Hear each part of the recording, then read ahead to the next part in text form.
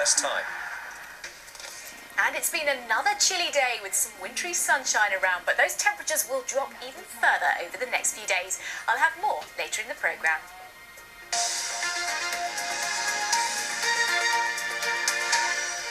A woman who's been battling a rare form of cancer for almost a decade is now in remission after undergoing experimental treatment. Mavis Nye from Whitstable was diagnosed with the lung disease mesothelioma in 2008. Kent has very high rates of that condition, partly because of asbestos in old school buildings, partly because of the number of workers who are exposed to the dust at Chatham Dockyard. But 2 years on from starting immunotherapy trials, Mavis has been told that there is now no sign of the cancer, and she's formally launching a foundation to raise money for more research. Our health correspondent Mark Norman has tonight's story update. Not cured, but clear of a cancer that kills thousands every year. Mavis had mesothelioma, but after taking part in clinical trials, she is currently free of the cancer. Three and a half years ago, wasn't it? I was really I was sort of going to die, and with no signs of anything coming out. But then all of a sudden there is a trial to go on. Yes, it was a lifeline, and I took it.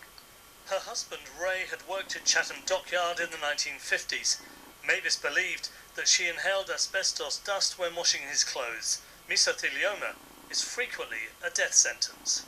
It's a cancer that develops typically in the lining of the lungs, usually linked to asbestos. It can take up to 30 years for symptoms to emerge, and we're seeing a spike in numbers with more than 2,600 people diagnosed every year. More patients have received financial compensation here than in any other part of the UK, and over a 10-year period, almost 4,000 people have died.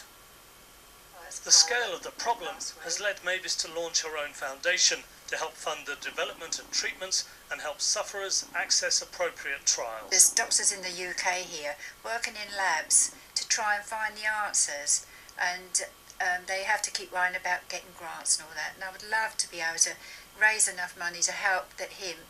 People like Mavis are critical because they're the stars in the sky, you know, pointing the way ahead. And I think you know, that's that light at the end of the tunnel that we're all looking for, and many patients are looking for, because when they get diagnosed with mesothelioma, it really is a devastating diagnosis.